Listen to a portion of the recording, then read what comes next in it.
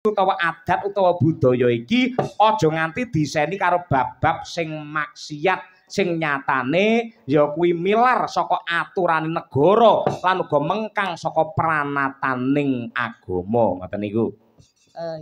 Ya. Nggih ngoten niku. Mila muga-muga ora namung grogol wae, kahanan sing becike kaya desa grogol iki bisa dadi conto tumraping desa liya-liyane satemah para warga masyarakat padha cancut gumregut anggene nganakake syukuran kaya mengkene iki. Tanpa gaman kerukunan, tanpa gaman panunggal sama sinamadan daya dinayan lan uga gotong royong truk.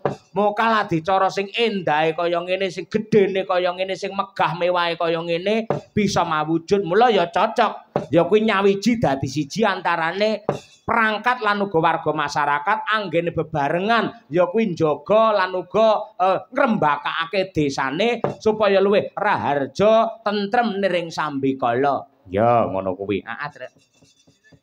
Dasaripun menika sowan jangkep jumbuh kalian dawuhipun para pepunden panitia ingkang dipun pandegani kalian Mas Agung lan ugi Pak Edi Suryono dipun pangestoni kalian Pak Kades Jalu Prasetyo.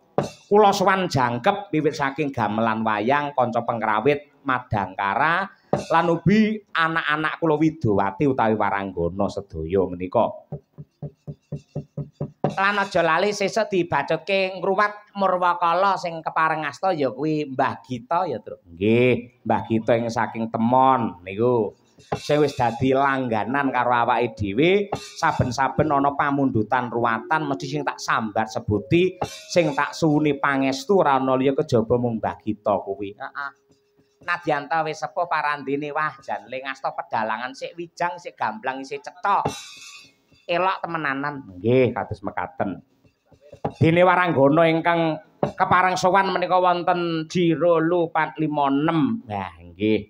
Wonten 6. Wiwit saking Jawi piyambak menika Mbak Lia Sundari made in saking Sragen. Kalajengaken menika Mbak Tri Hastuti Retnawati made in saking Ngawi. Angka 3 menika Ibu Sukesi Rahayu sarjana seni magister seni dosen isi Surakarta jurusan pedalangan saking Jaten Karanganyar. Kasambet menika Mbak Dian Munasiroh sarjana seni magister seni asli saking Madiun. Lajeng Mbak Birgita Ayu sarjana seni ingkang tanggal 24 wulan menika 23 wulan menika ambawarsa umuripun 24 ngoten niku. Ya, yes, bukan main-main lagi ya umur semono kuwi. Surudu nggone wong main-main, kudu sing serius, ditata tenan uripe, aja mung ngoyak marem, ngoyak seneng, ndak malah getun keduwung tembe mburine. Nah kuwi. Mergane wong wedoke tanpa beda kaya wadah kae ya, Truk. Iya, kaya wadah. Sing ngiseni wadah kuwi wong lanang lah yen wadah iki resik engko dadine bibit-bibit generasi ya bakal apik ning kok apa yen nganti wadah iki reget wadahe kotor sing nggoni pirang-pirang ha ya engko dadine ya ora becik ya mergo nasib becik lan orane maju lan orane ngrembaka lan orane sing jenenge bangsa yektine ditentukan oleh rahim seorang ibu wah ya ngono kuwi. Yes, moga-moga panjang umur, sehat walafiat, dadi waranggana kang lancar, sukses, rezekine ya kathah. Ya, ngono kuwi. Rezekine kathah, kancane kathah, sing baku pacare aja kathah-kathah. Nggih. Mbak Birgita. Dene ingkang minangka pamungkasing Paseban menika anak kula wadon. Iki bener ora anak kula wadon. Biasanya tak celuk anak kula wadon malah sosoke malah maneni malah niku. Ponakan kula utawi pulunan kula ngoten mawon nggih. Gendut Nimas Ayu Winong Nawangsih. Nah, menika ingkang nembe kuliah wonten ing UNS Kitha Surakarta. Nah, aslinipun saking Kota Marmer, Laladan Tulungagung. Nah, menika. Wah, terima kasih. Terus dalem ana sing kepareng ngersakake tembang wiwit sore mau rung kewaca merga ya wektune umpek-umpekan. Nggih. Diwaca, Truk? Nggih. Assalamualaikum warahmatullahi wabarakatuh. Waalaikumsalam. Sugeng pepanggihan malih kalian kula Ahmad Jambari. Nggih. Pak Petro kula nyuwun gending gatik glinding ingkang nyekar Bukesi ingkang gender kula piyambak. Nggih. Ki mbiyen nate ning anu ki lho tumpak pelem apa ngendi ke tau ke? Iya, ngono kuwi. Gending menika kula aturaken dumateng Bapak Lurah lan perangkat Grogol mriki. Sakdereng lan saksampunipun kula nyuwun pangapunten. Wassalam. Nggih. Pak Jambari tasih lenggah Pak Jambari. Wah, monggo Pak mriki Pak, gender-gender mriki Pak. Sing gender ben pipis langkung rumiyin Pak. Ayo nggih. Wah, sing dikersake ya suarane Bukesi. Ayo nggih. Ya engko dianu to kan gathik glindinge dawa kuwi iso dioper-operke. Ben marem Pak Jambari sing bukani sampeyan dhisik Bukesi. Nggih mboten napa-napa. Pak Jambari ya. Rumangsaku piyayine tambah umur malah saya enom. Ha iya wis ngono kuwi. Sing penting bagas waras sehat walafiat nggih Pak Jambari nggih. Mriku Pak. Rena-rena kok biasane ki enek sing nuwun sewu Piyayi Caca Netra mbiyen sok nusul ning saiki mbok aku ora ngerti. Sing ngagem kacamata ireng lek nyuling ngangge irung lho, Tru. Ya, saiki ning ndi aku wis kelangan lacak. Ha iya, ngono kuwi. Nggih. Oh, kaya ngono kuwi. Nggih. Ya Bukesi sampean sing dikersake luwih dhisik, gatik glinding dengan pengibot. Gender menika Pak Jambari. Monggo Bu.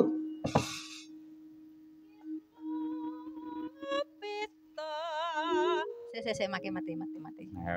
Cek. Dicek sik dadi sakrunge muni dionokne sik. Lek dicek-cek muni berarti ya ampuh lek ora muni ya kudu dijamoni. Ha ya. Lho mik Pak Dalang nyuwun sewu. Mik kok anggo dijamoni niku mik model napa to Pak Dalang? Lho, jero mik iki lek kondensore ngangge apa kuwi ngangge baterai. Lah baterene kudu dicek luwih dhisik. Ngaten. Kudu ngono kuwi. Sapa ngerti njaluk ganti ngono kuwi. Lah tak kira lek mikmu. Ya ampun, aku nutup-nutupi lho Mas aku malah dhek malah digasak-gasakne. Alah Bu ora. Ah iya to, nggih. Ya Bu, coba Bu. Kinepita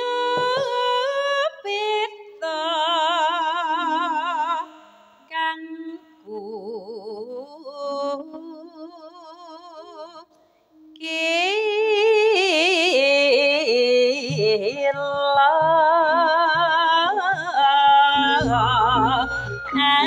aranira gladek lindeng alirling ngolang alirling liling kumalirling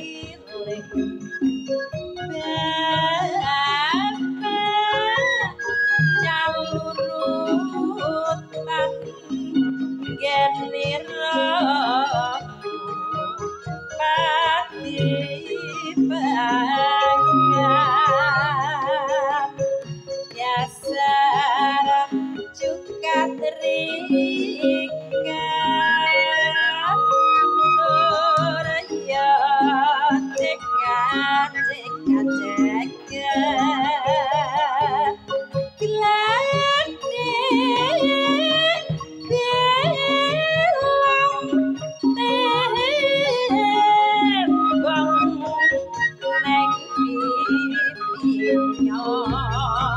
lanang karo wadon cucuk abang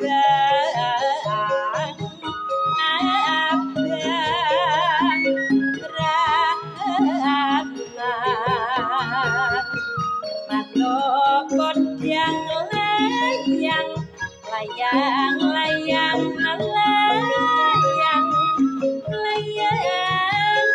neng dhuwur bapa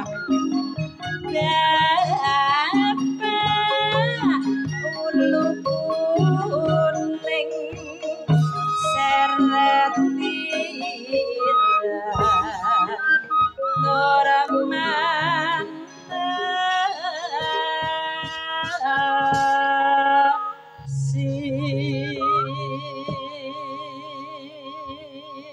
sambung Mbak Lia Sundari. Nah, kaya apa iki?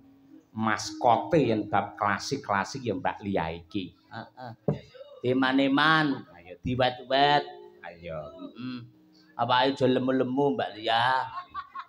Lek kelemon iso-iso penyakit ki ya do teka. Mergo lek lemu identik karo kolesterol, karo lemak, karo gaji. Ayo wi lemu ki tandon swara kok lek kuwi lek. Coba. Manuk empret prit prit pateng ceruwit prit salurutan kadirangu pati pangan miuk padang miuk miuk padang miuk miuk padang miuk miuk aning pasangan nuju iperirayan nuju iperirayan pecaan padangan konangan bapak tani mingati tambah sangat tambah sangut nantoni parinte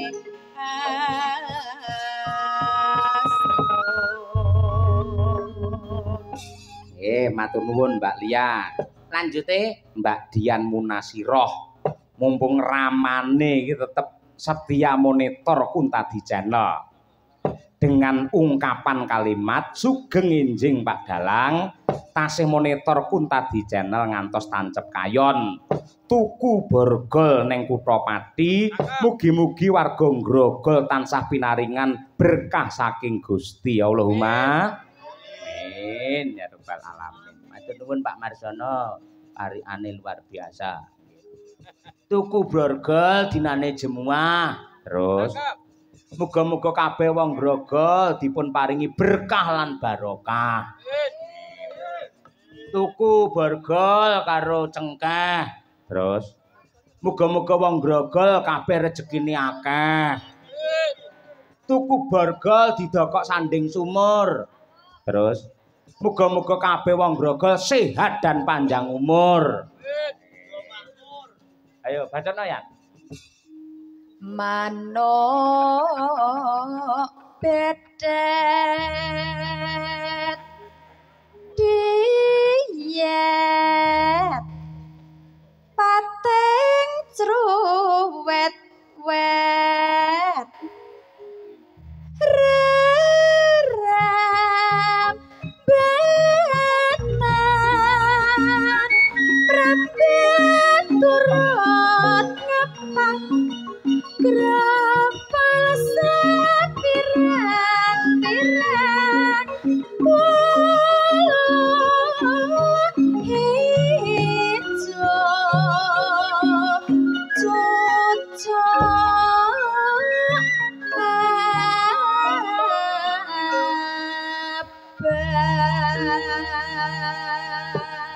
Ingkang nembe ambawarsa. Mbak Bir, kaya apa? Ketoke konsep ke depan sakwise umur 24 tahun ki arep ngopo ketoke? Kasih pengen meniti karir dan pendidikan, Pak. Enek ora target kira-kira umur piro arep menikah ngono? Kula umur pinten nggih, Pak? Luna Maya niku 41 tahun nembe menikah lho, Pak. Lho. Lah jenengmu arep piro? 23. Nggih boten, nggih 25, 26, 27 lah, Pak. Oh, 26 saiki Pak. Berarti 2 tahun kas menikah pisan. Insyaallah. Iya. Kira-kira kriteriane priya sing piye sing kok senengi? Yang sing sugih, Pak, siji, Pak. Hah? Sugih. Sugih, dewasa, tanggung jawab. Pokoknya nomor siji kula sugih, Pak. Iya. Dadi pamane umur piro ora masalah ya. ndak masalah Pak. Malah sing dewasa niku malah kula luwih seneng Pak. Duwe Iya, apik. Iki jomponge duwe campur sari saiki pisan. ora sugih kok Pak. Minimal Urung. Sapa ngerti lek awakmu kerja sama merangkak bareng, berjuang bareng akhirnya dadi lancar sapa ngerti. Mau Pak aku milih sing wis duwe Alphard tok Pak. Oh, Alphard. Abot lek Alphard. Terias ku tak jalane Alphard kena apa ra ya, Truk? Wis ra apa-apa muga-muga entuk jodoh sing cocok karo karepmu, sing bisa membawa tentrem lahir batin selamat dunia tekan akhirat. Amin. Ya Bir. Manuk blakang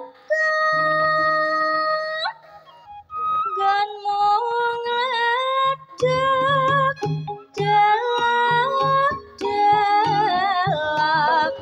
minta kada tutuk mepete anjing neng beleta amalire amalera ulah pisandang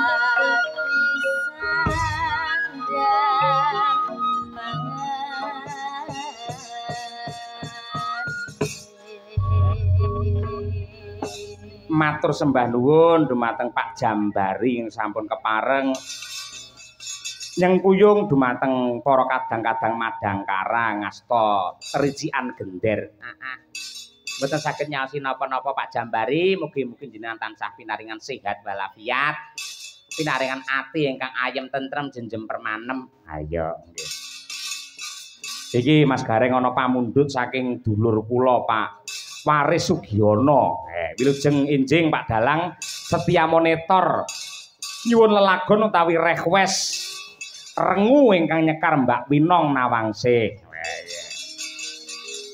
Karo mengenang ki karya besare Simbah Wangsa Subagya saka Ndal Bulur Tulungagung, Truk. Iya, gandeng ki ya bocah ki ya tau suwita ning kono, yes. Jenenge wong ki lek seda ki sangune jare siji amal, loro ilmu yang bermanfaat, angka 3 dungane anak. Bener. Lah ilmu yang wis ditularake dening Pak Wangsa Subagya wujude tetembangan kaya ngene iki muga-muga isih bermanfaat dilantunkan ditembangkan satemah iki engko dadi ganjaran sing bisa dikirim ana ing kasuwargang langgeng ditampa karo Bapak Wangsa Subagya. Wah iya, ngono kuwi. Coba dikumpliti nong. Jumenenga coba kaya apa. Iki mergo iki paket lah iki. Nggih. Itu lek sing ngaturake iki siswane Mbah Wangsa Subagya ya wis pas temenanan. Ya nang berdiri.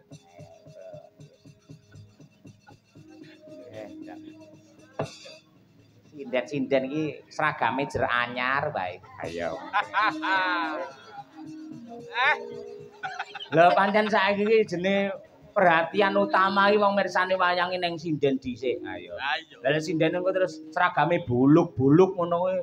Sing isin sapa jajal? Ayo. Sedang good mood Pak soalnya. Napa? Good mood. Good mood. Good mood iki apa?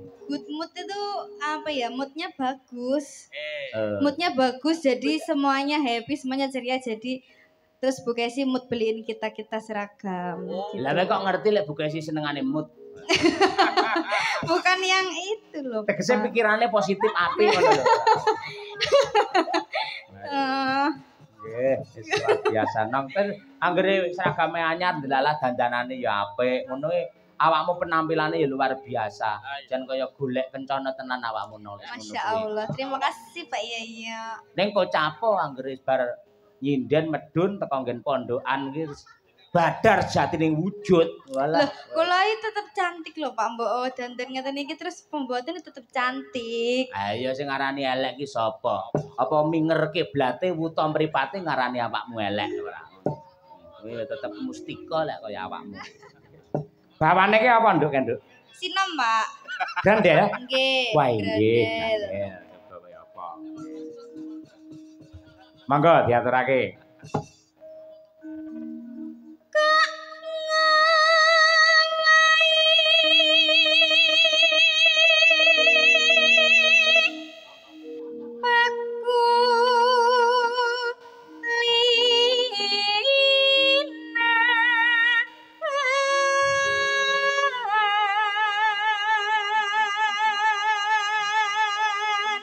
kok beda dengan kebiasaannya. Ora kaya wingi uni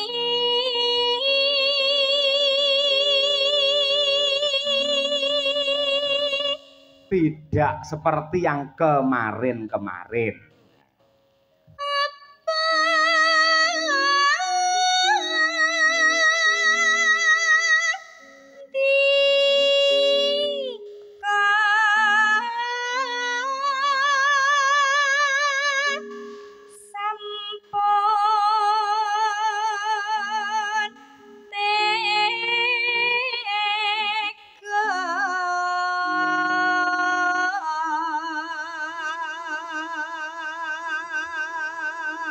Apa kamu sudah tega? Agawe rujite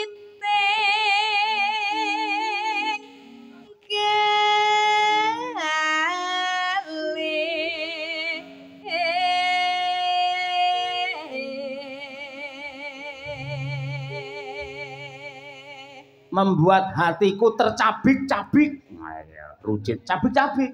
Iya, iya. Terus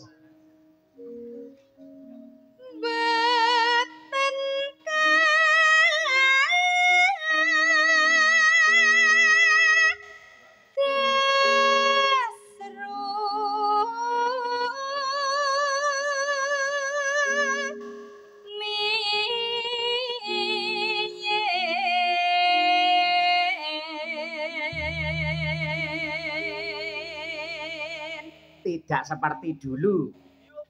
atiku digawe rangu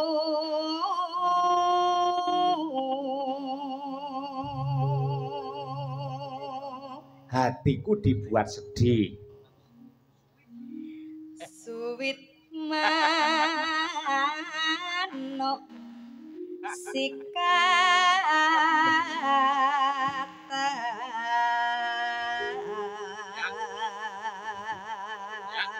Apa suwit iki? terowongan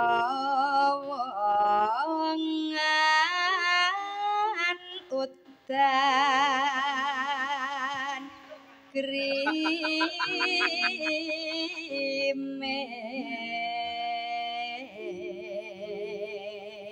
Oh, paham aku. Paham aku. Jadi pas udan grimis, enek terowongan. Lah, manuk sikatane mlebu. Meroh ora. Ngono. Dadi orangu udan tangis keloyongan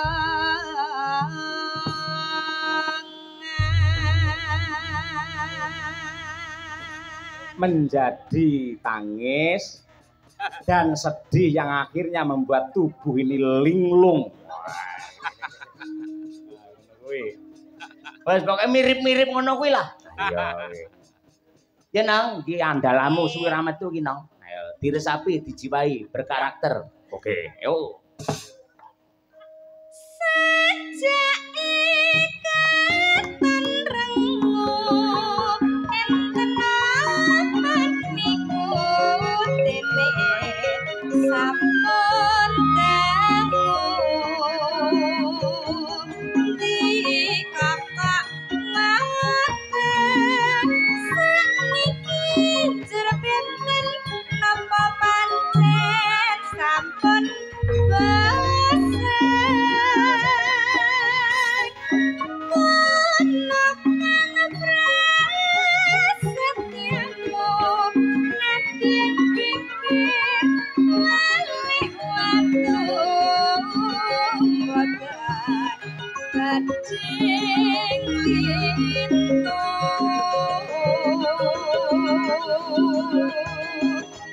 nanging kak ngene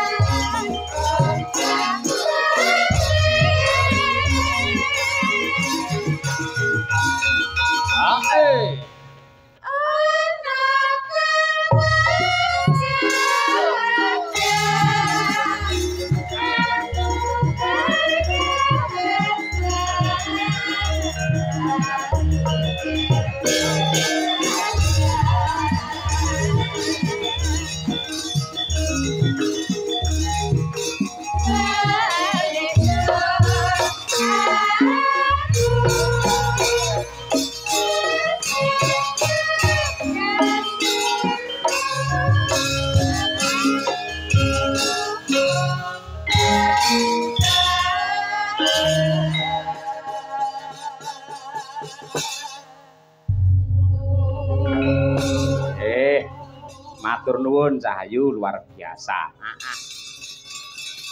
Terus ya awake dhewe santai banget mergo iki dawuh saka panitia, Truk. Ya, piyai kene butuhe seneng-seneng lan favorite pancen ngaturi Cak Percil CS win biyen mula. Ya, acara apa wae sak campur sarine guyon maton. Ya, mula ya dipilihke lakon sing ora usah dawa-dawa ning hiburane iso kecakup. Ya. Ora apa-apa sesuai karo situasi kondisi ngibarate awake dhewe bakul sego pecel sing ngersake pedes ya siap sing ora pedes ya siap ngangge tempe oke peyek ya oke ngono kuwi kula Kang Mangkon lah lek sesuk bengi dawa lakone ya kuwi nyambut gawe tenan lek sesuk iki lek kira masamu guyon mau piye nyambut gawe temenanan kok ya nggih. Coba Mbak Trihastuti Retnawati, Mbak Dian Munasira, ayo karo Genduk Birgita. Karyane Piyai Kediri. Apa? Kitir Sumirir. Oh iya, diaturake. Karyanipun Pak Ki Gedhuk Siswantara sing suwi ora dikumandangake. Heeh, kaya apa? Nek diaturake bertiga. Nggih, coba. Dik, Yan karo Bir. Ayo, nggih. Oke, ya. Delala panggunge ya awake dhewe ya merangguli panggung model ngene iki lagi iki. Ya. Nggih, Pak. Dadi nggen apa kuwi nggen bintang tamu nggen sinden dijembari men kobet. Ya. Wis akeh jane ya apa awakmu sing pengalaman Bir model panggung ngene iki lak akeh jane ya. Nggih, leres, tapi nek jenengan iku nembe niki, Pak. Lah iya, seriku tak gawe sing luwih amba neh ngono. Ah iya. Ben iso bludung ngono lho Bir ora nggih.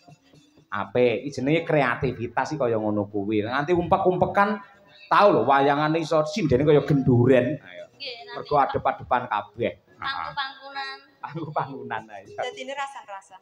Rasa. Alah. Watake wong wedok lho ki pancen rasan-rasan. Mesti. Yo Kitir Sumilir diaturake. Dacos. Yo.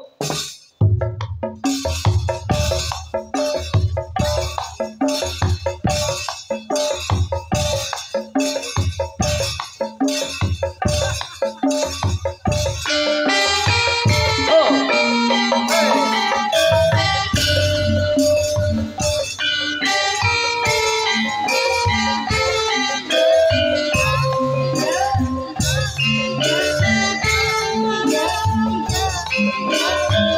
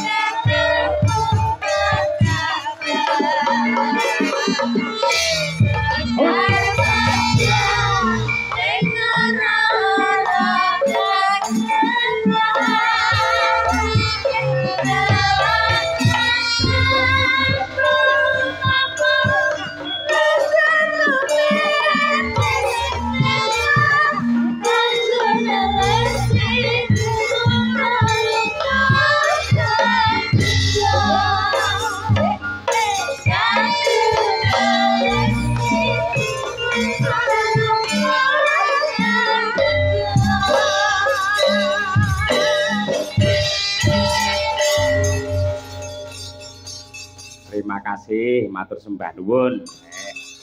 Kandeng mau dibuka nganggo religi apa? Syair tanpa waton ditutup nganggo agamis meneh.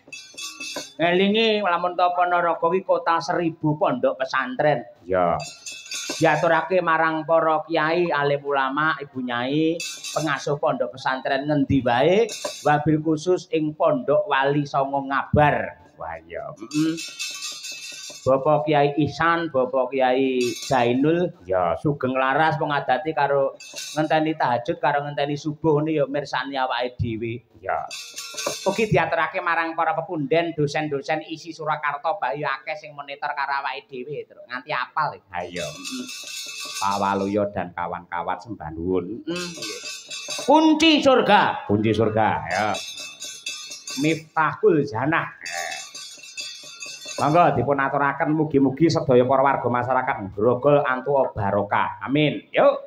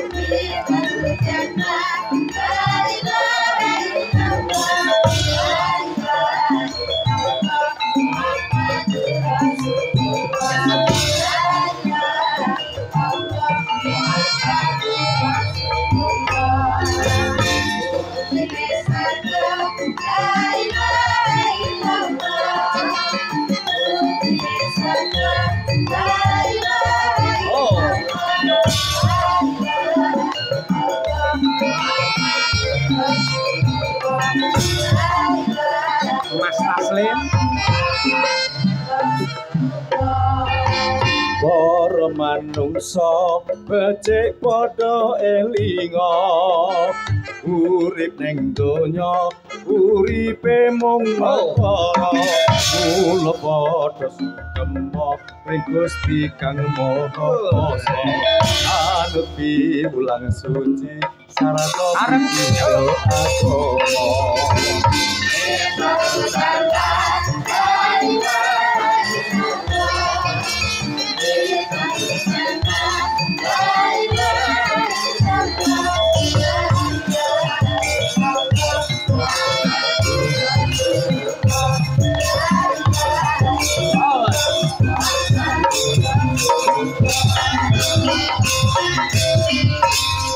merahina semubang rang haruna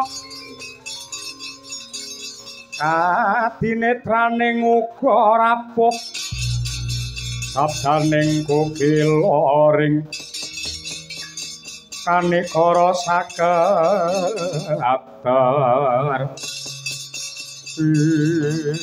ana buta krembyah-krembyah ngliwati kali cing-cing guling kae truk pundi kae truk bedia tenan